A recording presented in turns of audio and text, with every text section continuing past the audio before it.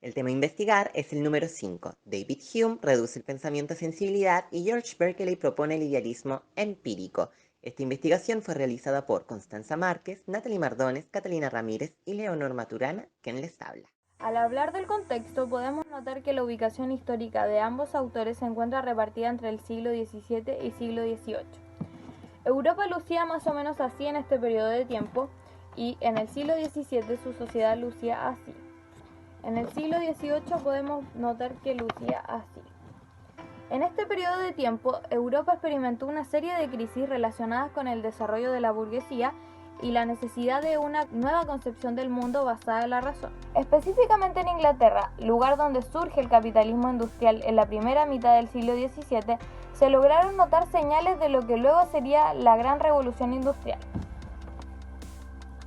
Esta es una época de crisis e inestabilidad donde se van formando los estados modernos e independientes que se enfrentarán en sus afanes de imperialismo. También en Inglaterra se va articulando la primera monarquía constitucional de Europa, ambientada en un clima de libertades políticas y tolerancia religiosa. Asimismo, la mentalidad racional va ganando espacio gracias a la influencia del desarrollo científico. Esto desemboca en un cambio de concepción del mundo que pasa a ser infinito y heliocéntrico. En este proceso la Iglesia estuvo en contra de la corriente progresista e innovadora, ya que ésta cuestionaba la mayoría de sus dogmas. Es aquí donde el racionalismo y el empirismo se sitúan en este contexto, debido a que estos replantean los problemas de la filosofía desde un nuevo marco cultural y social. En el comienzo del siglo XVIII, la oposición absolutista llega a su apogeo, propiciando que el clima de esta época se caracterizara por la libertad y progreso. En Inglaterra se construyen las bases de un nuevo movimiento que propone la idea de una religión natural o deidad, lo que está relacionado con el por qué Berkeley luchó con tanto fervor para defender la religión y posteriormente el por qué Hume publica obras con gran sesgo de escepticismo y negación de la religiosidad, influenciado fuertemente por el contexto. Bueno, me presento, mi nombre es George Berkeley y nací en Deeside, cerca de Thomastown, Irlanda, el 12 de marzo de 1685. Aquí una fotito para que se contextualicen. Estudié en el Kilkenny College y luego me fui a Dublín para estudiar en el Trinity College. Este es el Trinity College, ahí para que lo conozcan. Estuve ahí hasta recibir mi título de profesor de griego. Después me fui a de Dromore y de Derry. Ambas son iglesias porque yo soy súper creyente. Después de esto agarré maleta y cogí rumbo a América, con las puras ganas de fundar una escuela para los misioneros en Bermuda. Igual mientras estuve en Bermuda me tomé el tiempo de explicarle a los colonizadores que tenían que sí o sí bautizar a sus esclavos y que el de arriba obviamente estaba de acuerdo con la esclavitud, ya que estos iban a ser mejores esclavos siendo cristianos, obvio. Después de unos meses caché que no pasaba nada con los fondos para la escuela, así que me volví para Irlanda nomás. Cuando llegué a Irlanda me nombraron obispo anglicano de Cloyne y me quedé en esta ciudad hasta 1752. Aquí tengo una fotito de Cloyne para que la conozcan. Ya después, un poco antes de estirar la pata, me fui a Oxford para pasar mis últimos tiempos con mi hijo y nada, pues me morí en el año 1753. No sé si habrán cachado, pero yo era súper religioso. Por eso dediqué toda mi vida a defender mis convicciones cristianas de esos pecadores y sus ataques escépticos, materialistas y ateos. Algo que influyó caleta también en mi pensamiento fue el platonismo tradicional de Inglaterra. Y bueno, y por si todavía se preguntan para qué fui bueno, fui autor de varias obras. La primera fue de carácter matemático y no me fue muy bien, por eso después me cambié de rumbo y me volví más connotado después de publicar el ensayo hacia una nueva teoría de la visión en 1709. Después publiqué los 3 diálogos entre Hila y Fílimo en 1713. Aquí tengo una fotito de cómo se veía el libro. También publiqué Principios del Conocimiento Humano en 1710, que aquí está. Después publiqué Alciphron or the Minute Philosopher en 1732, donde rebato la opinión de esos libres pensadores como el Mandeville y el Shaftesbury contra mi Diosito. Y ya por último publiqué La City. Concepto de persona por George Berkeley. Su frase típica es: el ser es ser percibido. Por tanto, decía que si un ser o una persona no era percibida, no existía. Y daba a entender que la existencia del ser humano era bastante relativa y subjetiva, por tanto. Este es un idealismo muy empírico, pero decía también que somos la idea de una sensación. Decía que, por tanto, cada cosa que nosotros no podíamos percibir no existía. Y si es que algo existía, era porque era percibido por Dios, ya que era una persona muy creyente. Ambos señores son ingleses, ambos señores son empiricistas, pero con sus diferencias. El señor Berkeley no logró adeptos, no logró seguidores, quizás porque sus teorías eran muy enredadas, difíciles de entender, en fin. Una de las tantas cosas que propone el señor Berkeley es el inmaterialismo, ¿ya? El mundo material, dice, es solo representación del sujeto, por ende es subjetivo. Los aportes a la psicología de George Berkeley. Plantea que no existen ideas generales, sino que toda idea es particular, aunque puedan existir ideas que engloben o representen otras ideas. Esto no significa que sean una idea generalizada de las primeras. Por otra parte, plantea que ser es la idea de ser percibido. Se conoce a través de la experiencia de la percepción. Solo existe una ciencia que describa la realidad con datos puros, sin teorías que induzcan al error. Por lo tanto, propone un idealismo extremo. Niega la existencia de la materia. Detrás de las ideas no existe ninguna sustancia material, lo que él llama inmaterialismo. El mundo material es solo representación del sujeto, por lo tanto es subjetivo. La realidad depende de quién la percibe. Por otra parte, existe una realidad, una certeza, pero esta realidad se obtiene a través de la espiritualidad, porque Dios es el fundamento de estas ideas. Berkeley, a diferencia de Hume, era muy religioso, por lo que todas las ideas se obtienen a través de Dios. Entonces, el aporte que hace la psicología es la importancia de aquello que es inmaterial, de aquello que no es corpóreo. Y la psicología se basa en cosas, en actitudes, en comportamientos que no son corpóreos, que no son materiales. Por ejemplo, las emociones no las vemos caminando por la calle.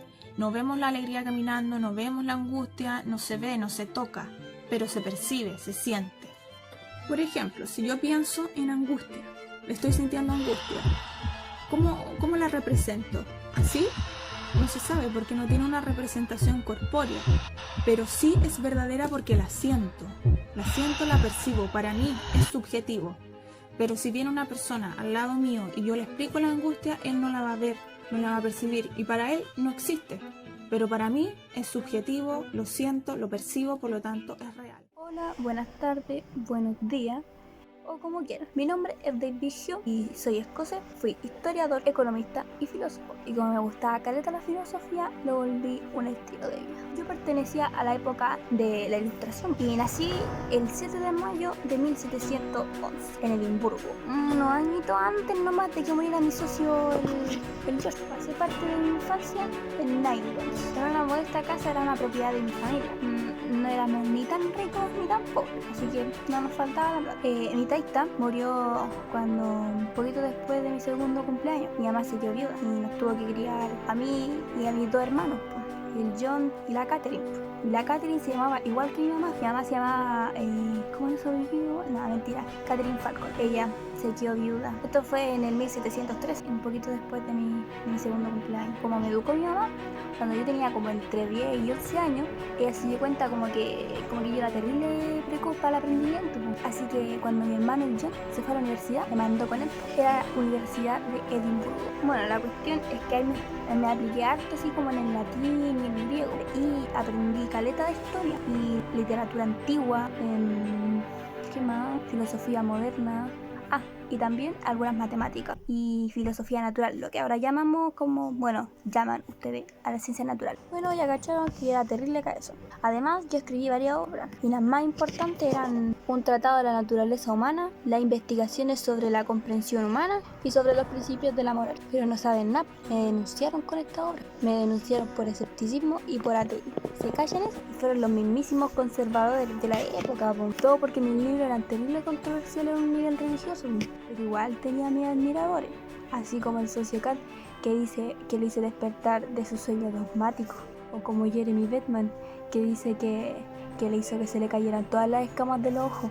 Y cómo olvidar a Charles Darwin, que creía que era una influencia principal para la teoría de la evolución. Cachen que yo estudié en un colegio que era jesuita, en un pueblo que se llamaba Anjou de Francia. Me gustaba de vez en cuando molestar a los jesuitas y decirles algunos argumentos que atacaban contra sus creencias. Lo que pasaba, como que yo rechazaba esas creencias ahí, esas con las que me criaron, nada. Y me oponía como a una religión organizada, ¿no? Así fue durante toda mi vida en realidad. Bueno, la cuestión es que cuando yo era más grande, como por ahí por el 1763, acepté como un trabajo como secretario privado para el embajador británico en Francia. Durante los 3 años que estuve allá, ahí en París, me convertí en secretario de la embajada, ¿cachai?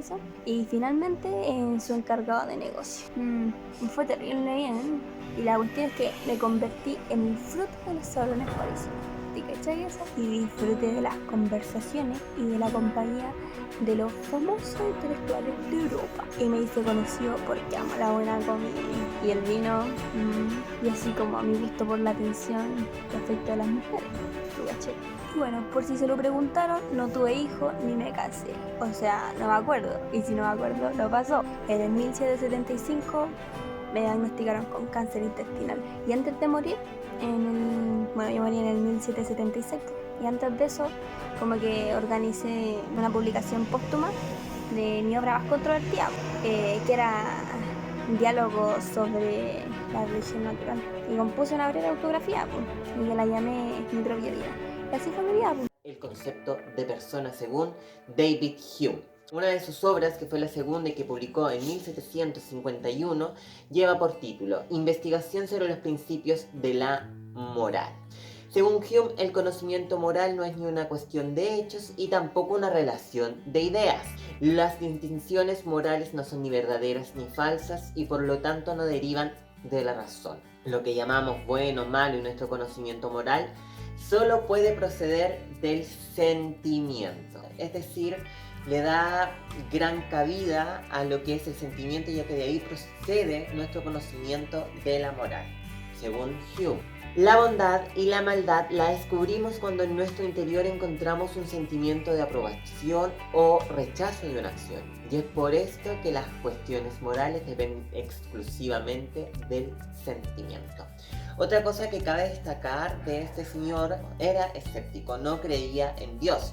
Y si nos remontamos hacia 1700, que fue el año y los años en el que él vivió, la religión, la iglesia tenían gran influencia en la sociedad.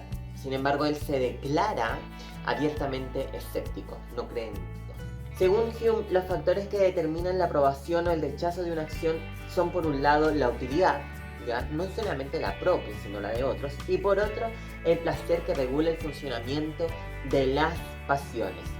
Hume funda la moral en el sentimiento universal de los hombres de hacerse la vida agradable, y esto es a lo que él llama simpatía, o también podríamos quizás asociarlo con la empatía, ¿no? Las personas nos reconocemos como personas y sentimos una cierta benevolencia hacia los demás. De esta forma participamos de las emociones de los demás. Hume llama a todo esto las cualidades de la naturaleza humana, y en todos los lugares los hombres se conducen por criterios idénticos.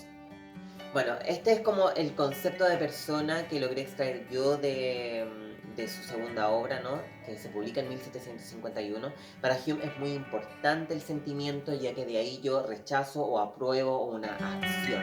También denomina la simpatía, quiere decir que las personas, por el tan solo hecho de ser personas, logran empatizar con la otra, logran empatizar con los sentimientos, ¿ya?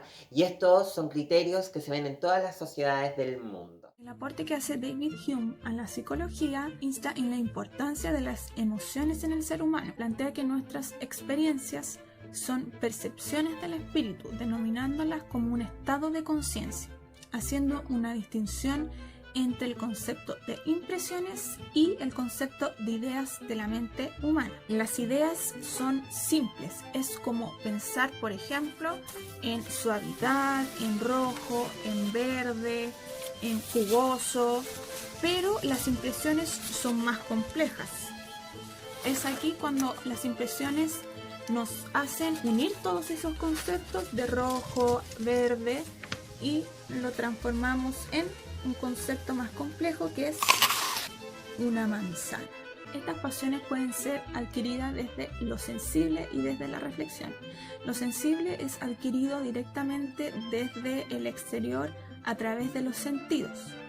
Y las impresiones reflexionadas son aquellas que emergen de nuestra interioridad, como por ejemplo las pasiones, las emociones, la alegría. La alegría emerge de nuestra interioridad, la angustia emerge de nuestra interioridad. Entonces, que las ideas y las impresiones son distintas. Como dijimos anteriormente, las ideas es algo simple como colores, rojo, amarillo, suavidad, sensaciones. Las impresiones es el conjunto de estas ideas anteriores, que se pueden definir como en una sola, como el concepto de manzana. Todas estas pasan por unas leyes de asociación. Estas leyes de asociación son por semejanza, por contigüidad y por causa y efecto. La asociación por semejanza consiste en asociar dos objetos, dos situaciones, dos cosas que sean similares, que sean semejantes. Por ejemplo, estas dos macetas que son similares en textura, color, en la forma de las hojas, pero uno es cuadrado y el otro es redondo. La asociación por contigüidad consiste en atribuir características iguales o semejantes a algo que es consiguiente a lo anterior. Por ejemplo, si pensamos en un edificio, en el interior hay departamentos los cuales pueden ser iguales o no, pero esto consiste en que si un edificio mide tantos metros cuadrados, tiene el piso de este color, tiene una ventana, el siguiente es idéntico. Eso es la ley de contigüidad. Y por último tenemos la ley de asociación de causa y efecto. Por ejemplo, si tenemos fuego y ponemos la mano, sabemos que nos vamos a quemar y el efecto, la consecuencia de eso va a ser el dolor. Por lo tanto, no volvemos a hacer la misma acción. Asociamos el fuego al dolor. Es entonces que el principal aporte es las emociones del humano y las leyes de asociación. Por ejemplo, cuando uno tiene una crisis de pánico, le tiene en un lugar donde las paredes son amarillas. Después, posteriormente, uno va a un lugar donde las paredes son amarillas, todo es muy tranquilo, no hay nada que haga brotar la crisis de pánico, pero estas paredes amarillas se asocian al lugar de la crisis de pánico inicial. Es ahí donde se cumplen esas leyes de asociación. Bibliografía. En este trabajo se usó el artículo de la teoría de las emociones de una obra de David Hume, escrito por Sánchez en el año 2013. También se ocupó el libro de Julián Marías, La historia de la filosofía, el capítulo El empirismo, la filosofía inglesa. Además, se usó también una enciclopedia de la filosofía de Stanford. Era una página que estaba en inglés y para usarla se tuvo que traducir. Esta fue publicada por primera vez en el año 2001 y se hizo una revisión sustantiva en el año 2019. En esta se ve la historia de David Hume como bibliografía por William Morris y Charlotte R. Brown. Se usó también la revista Historia, el artículo de la bibliografía de David Hume, El empirista escocés, escrito el año 2019 por Victor Hume.